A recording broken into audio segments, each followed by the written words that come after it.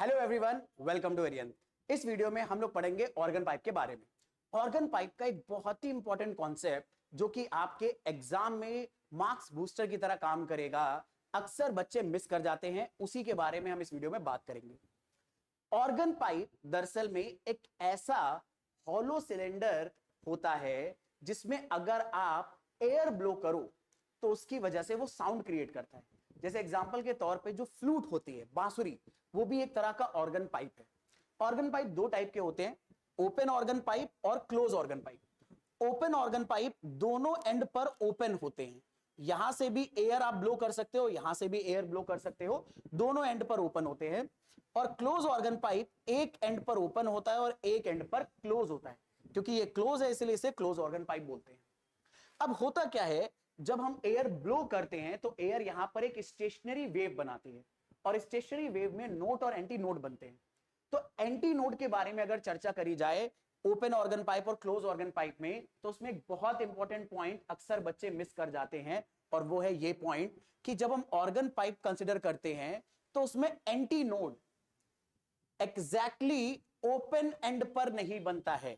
जैसे यहां पर ये ओपन एंड है, तो एंटी नोड एग्जैक्टली यहां पर नहीं बनता है, बल्कि इससे थोड़ा ऊपर बनता है। ऐसे यहां पर भी ओपन ऑर्गन पाइप अगर आपने लिया जो दोनों तरफ ओपन है, तो इसका एंटी नोड इससे थोड़ा ऊपर बनेगा और इस एंड का भी एंटी नोड इससे थोड़ा नीचे की तरफ बनेगा। तो ये जो एक्स्ट्रा लेंथ हमें देखने को मिल रही है, इसे बुलाया जाता है एंड करेक्शन। और इस एंड करेक्शन को इन्वॉल्व करना फ्रीक्वेंसी और वेवलेंथ के कैलकुलेशन में बहुत ज्यादा इंपॉर्टेंट हो जाता है एक्यूरेट आंसर लाने के लिए।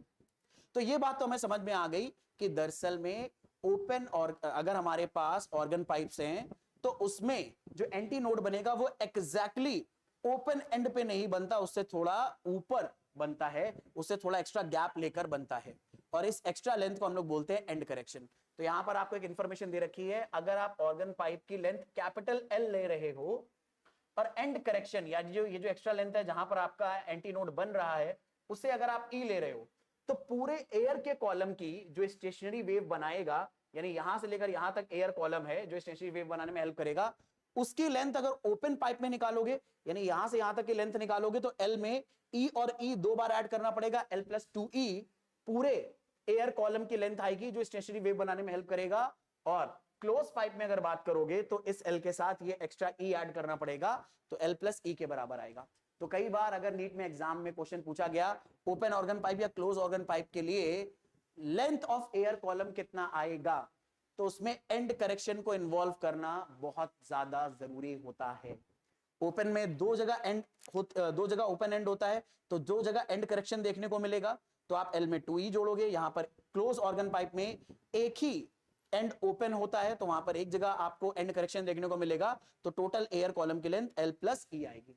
और एयर कॉलम की लेंथ हम लोग दरअसल में इस नोड से एंटी नोड तक के बीच की निकाल रहे हैं क्लोज ऑर्गन पाइप में, और यहां पर पूरा एयर कॉलम जो ले रहे हैं इस एंटी नोड से लेकर इस एंटी नोड तक ले रहे हैं, और बीच में क्या बन रहा है, यहां पर एक नोड बन रहा है।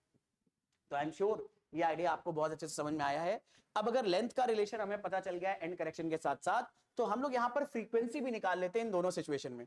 तो ओपन ऑर्गन पाइप में अगर फ्रीक्वेंसी निकाले तो उसका फॉर्मूला आएगा n v upon two l plus two e, जहां पर वी वेलोसिटी है इस स्टेशनरी वेव की, और एन है एक नंबर जिसकी वैल्यू हो सकती है 1 2 3 कुछ भी।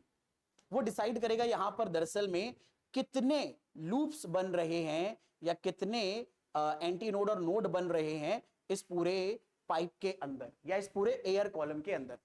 तो ओपन ऑर्गन पाइप के लिए ये फॉर्मूला चलेगा, और क्लोज ऑर्गन पाइप के लिए अगर देखें तो क्लोज ऑर्गन पाइप के लिए ये फॉर्मूला आएगा 2n plus 1 v upon 4 l plus ई।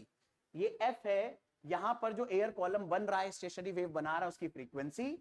n एक नंबर है जिसकी वैल्यू 0 से स्टार्ट होगी, 1 2 3 इस तरह से आप लेते चले जाओगे। v वेलोसिटी है, l total length of pipe है, और e इसका एंड करेक्शन है। तो इन दोनों सिचुएशन में जो फ्रीक्वेंसी का रिलेशन आएगा वो इस तरह का रिलेशन आने वाला है, और अक्सर बच्चे एल के साथ रिलेट करते हैं। एल नहीं अकेले लेना है आपको, उसमें एंड करेक्शन को भी इन्वॉल्व करना है, चाहे वो क्लोज ऑर्गन पाइप हो चाहे वो ओपन ऑर्गन पाइप हो। ये फॉर्मूले अक्सर बच्चे भूल जाते हैं, इसलिए मैंने यहां पर ये सारी चीजें आपको बहुत अच्छे से मेंशन कर दी हैं। इन्हें याद रखिएगा, आपके एग्जाम के पॉइंट ऑफ व्यू से बहुत ज्यादा इंपॉर्टेंट है। आई होप ये सारी चीजें आपको बहुत अच्छे से समझ में आई होंगी।